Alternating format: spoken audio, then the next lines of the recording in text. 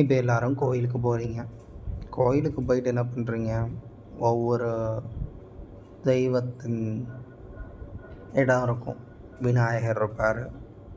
சிவன் கோயிலுக்கு போனால் அதுக்கப்புறம் முருகர் இருப்பார். அப்புறம் நந்தியை பார்ப்பீங்க. அதுக்கப்புறம் நேராக போவீங்க, அம்பாளை பார்ப்பீங்க, சிவனை பார்ப்பீங்க. அதுக்கப்புறம் அப்படியே சுற்றுவீங்க, தட்சிணாமூர்த்தியை பார்ப்பீங்க. அப்படியே சுற்றுவீங்க, அங்கே விநாயகர் இருப்பார், அவரை கும்பிடுவீங்க. திருப்பி அப்படியே போகும்போது சிவலிங்கங்கள் சிவன் வச்சுருப்பாங்க, அதெல்லாம் ஒவ்வொரு லிங்கமாக கும்பிடுவீங்க. அதுக்கப்புறம் என்ன பண்ணுவீங்க? முருகர் பார்ப்பீங்க. அதுக்கப்புறம் அப்படியே வரும்போது சனீஸ்வர பகவான் இருப்பார், அவரை கும்பிடுவீங்க. அதுக்கப்புறம் அப்படியே கிளம்புறதுக்கு முன்னாடி அப்படி சண்டிகேஸ்வரரை போயிட்டு பார்த்துட்டு, இப்படி நான் கோயிலுக்கு வந்தேன், அவரோட அருள் மட்டும் பெற்று போகிறேன், வேறு எந்த சொத்தையும் எடுத்துகிட்டு போகலன்னு அவர்கிட்டையும் நான் வந்ததுன்னு சொல்லிட்டு கணக்கு கொடுத்துட்டு அப்படியே வருவீங்க. அப்புறம் என்ன பண்ணுவீங்க? அம்பாளோட சன்னதி சுற்றி வருவீங்க. அங்கே பின்னாடி வந்து பைரவர் இருப்பார், அவரை கும்பிட்டுட்டு அம்பாளையும் கும்பிட்டுட்டு சூரியன் சந்திரன் அப்படியே சுற்றிட்டு அப்படியே வெளியே வரும்போது நவக்கிரகம் இருக்கும். 9 கிரகங்களையும் ஒரு 9 சுற்றிட்டு அப்படியே நந்தியும் கொடிமரத்தையும் கும்பிட்டுட்டு அப்படியே வெளியே போயிடுவீங்க. இது யூஸ்வலாக நீங்கள் சாமி கும்பிட்றதுக்கு நீங்கள் பண்ணுற ஒரு ரிச்சுவல்.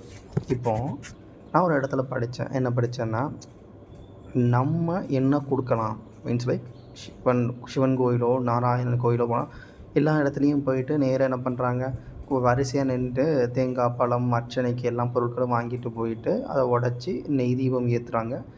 சிலவங்க என்ன பண்ணுவாங்க, அர்ச்சனை கொடுப்பாங்க. சிலவங்க பிரசாதம் கொண்டு வந்து பெருமாளுக்கோ சிவனுக்கோ கொடுத்துட்டு அதுக்கப்புறம் அதை மற்றவங்களுக்கு கொடுத்து பகிர்ந்து சாப்பிட்டு போகிறாங்க. இது கொடுக்குற முறை. இது ஒரு முறை. 2வது, சார் இது கொடுக்கும்போது எக்ஸ்ட்ராவாக நான் ஒன்று கொடுக்கணும்னு நினைக்கிறேன். அதுக்கு என்ன பண்ணுவாங்க, சிலவங்க வருவாங்க, கோயிலில் வந்து அற்புதமாக பாட்டுகள் பாடுவாங்க, சிவனை நோக்கி சிவன் புகழ்களை பாடுவாங்க. ஓகே, பாட தெரியாதவங்க என்ன பண்ணலாம், ஒவ்வொரு தெய்வத்துக்கும் மூல மந்திரம்னு ஒன்று இருக்கும். ஸோ இப்போது நீங்கள் ஒரு பேட்ரியை சார்ஜ் பண்ணுறீங்க, அதே மாதிரி இப்போது நீங்கள் ஒவ்வொருத்தரும் சொல்கிற மந்திரங்களால் கடவுள்கள் கெட்டிங் சம் எனர்ஜி, அவங்களுக்கும் ஒரு எனர்ஜி கிடைக்கும். இப்போ யாகம் பண்ணுறாங்க, நிறைய பேர் தவம் பண்ணுறாங்க, தவம் பண்ணுறதுனால வரம் கிடைத்ததுங்காங்க. அது எப்படின்னா, நீங்கள் ஒரு மந்திரத்தை கோடி வாட்டி சொல்லும்போது அந்த கடவுளுக்கு ஒரு கைண்ட் ஆஃப் எனர்ஜி கிடைக்கும். அவங்க வந்து யாராவது நம்மகிட்ட ஏதாவது கொடுத்தாங்கன்னா அதை வந்து நம்மளே வச்சுக்கணும்னு நினைக்கிறது கிடையாது. ஸோ நமக்கு ஏதாவது கொடுத்துருக்கான், அவன் கொடுத்தவனுக்கு நம்ம ஏதாவது கொடுப்போம்னு சொல்லிவிட்டு தம் பிள்ளைகள் சொல்லிவிட்டு உங்களுக்கு வந்து ஏதாவது ஒன்று கொடுக்காங்க. அதாவது வரமோ நீங்கள் கேட்ட ஒரு பொருளோ கிடைக்கிறதுக்கு பண்ணுறாங்க. இது அவங்க டியூட்டி இல்லை, பட் ஆனால் நீங்கள் கேட்டதுனால நீங்கள் கொடுத்ததுனால அவங்க ஒன்று கொடுக்காங்க. ஸோ நீங்கள் எதுவும் கேட்கணுன்னு அவசியம் இல்லை, பட் நீங்கள் கொடுக்கலாம். அதே பெருந்தன்மை உங்கள்கிட்டையும் இருக்கலாம். அதுக்கு என்ன பண்ணலாம், இப்போ நீங்கள் சிவன் கோயில் போகிறீங்க, சிவன் கோயிலில் என்ன பண்ணுறீங்க, எல்லாத்தையும் மூலப்பொருள் சிவன் இருப்பார், பராசக்தி அம்பாள் இருப்பாங்க. நேராக போங்க, சிவனோட சன்னதியில் போய் சிவனை வந்து மனசார வணக்கம் சொல்லுங்கள், தந்தைக்கு வணக்கம் சொல்லுங்கள். சொல்லி முடிச்சுட்டு அப்படியே வந்துட்டு ஒரு 108 வாட்டி ஓம் நம சிவாய, இல்லை சிவய நம, இல்லைன்னா ஓம் சிவய நம சிவ மசிவய வய நம ஸ்ரீ நம சிவய அப்படின்னு நம சிவாயத்தோட பஞ்சாந்திர மந்திரங்களை சொல்லுங்கள். அப்படியே பார்வதி தேவிக்கு முன்னாடி போங்க, போய் இருந்துக்கிட்டு அம்பாலை நோக்கி பாட்டு பாடுங்க. இல்லைன்னா ஏதாவது கௌரி பாடல்கள் இருக்கும் பாடுங்க. இல்லை அதுவும் முடியலையா, அம்பாளுக்கு ஒரு மந்திரம், ஓம் மகாசக்தியே போற்றி, ஓம் ஜெயசக்தியே போற்றி, ஓம் மகாசக்தியே போற்றி, ஓம் ஜெயசக்தியே போற்றி, இல்லை ஓம் மகாகாளி நமக அப்படின்னு ஏதாவது ஒரு மந்திரத்தை ஒரு 108 வாட்டி சொல்லுங்கள்.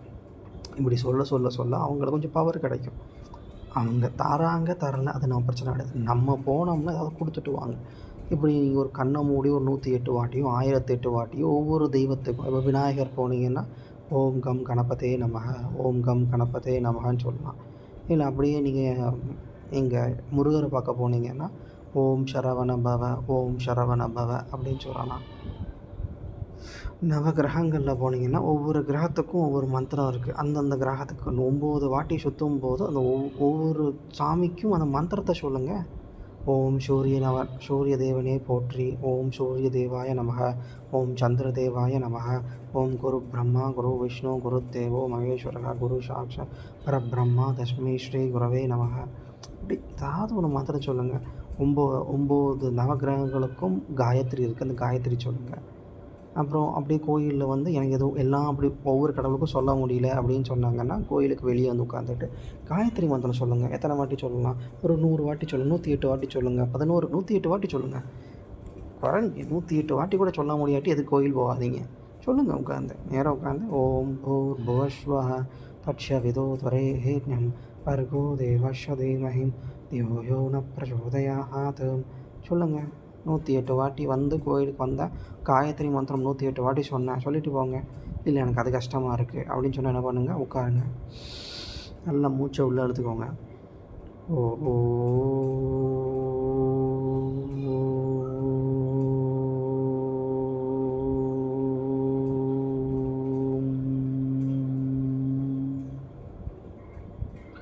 அப்படின்னு ஓம் சொல்லிட்டு ஒரு ஒரு 108 வாட்டி ஓம் சொல்லுங்கள். இதெல்லாம் ஒரு ப்ராக்டிஸ். இது கோயிலுக்கு போனால் இது மாதிரி பண்ணுங்கள். டெய்லி கோயிலுக்கு போங்க. ஒரு 1/2 மணி நேரம் ஸ்பெண்ட் பண்ணுங்கள். எவ்வளவோ டைம் வேஸ்ட் பண்ணுறோம். YouTube, Instagram, TikTok, Facebook. TikTok இல்லை, ஃபேஸ்புக்கு, வேறு ஆப்ஸு, சீரியல் பார்க்கோம், நியூஸ் பார்க்கோம், எல்லாம் பார்க்கோம். பட் டைம் ஸ்பெண்ட் பண்ணி ஏதாவது ஒரு சக்தி கொடுத்துட்டு வாங்க. நேராக போங்க. கோயிலுக்கு போனீங்கன்னா ஹனுமான் கோயிலுக்கு போனால் ஹனுமான் சாலிசா படிங்க. விஷ்ணுவோட கோயிலுக்கு போனால் விஷ்ணு சகஸ்ரநாமம், சிவன் கோயிலுக்கு போனால் சிவ சகஸ்ரநாமம் படிங்க. அம்பாவை பார்த்தா லலிதா சகஸ்ரநாமம் சொல்லுங்கள். இல்லை எனக்கு இன்னொன்று முருகரை பார்த்தா கந்தசஷ்டி கவசம் சொல்லுங்கள். விநாயகரை பார்த்தா விநாயகர் அகவல் சொல்லுங்கள். கந்த குரு கவசம் இருக்குது. எவ்வளோ புத்தகங்கள் இருக்குது. எடுத்து போய் வாசிங்க கோயிலில் உட்காந்து. இந்த மாதிரி கோயிலில் சொல்லும்போது அந்த கோயிலும் பவர் அடையும், கடவுளுக்கும் பெனிஃபிட் இருக்கும். சும்மா உங்களுக்கு ஒன்றும் அவர் ஏதாவது உங்கள்கிட்ட வாங்கிட்டு சும்மா இருக்க போது கிடையாது.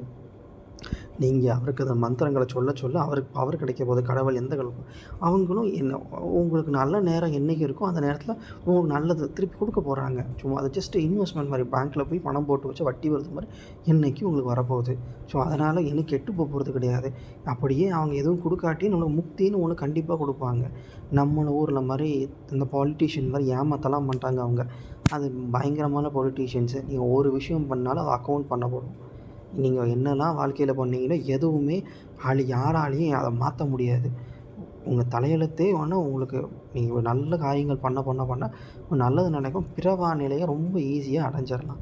கோயிலுக்கு போய் இதை பண்ணுங்கள். இது நான் படித்தது, எனக்கு என் குருநாதர் சொன்னது.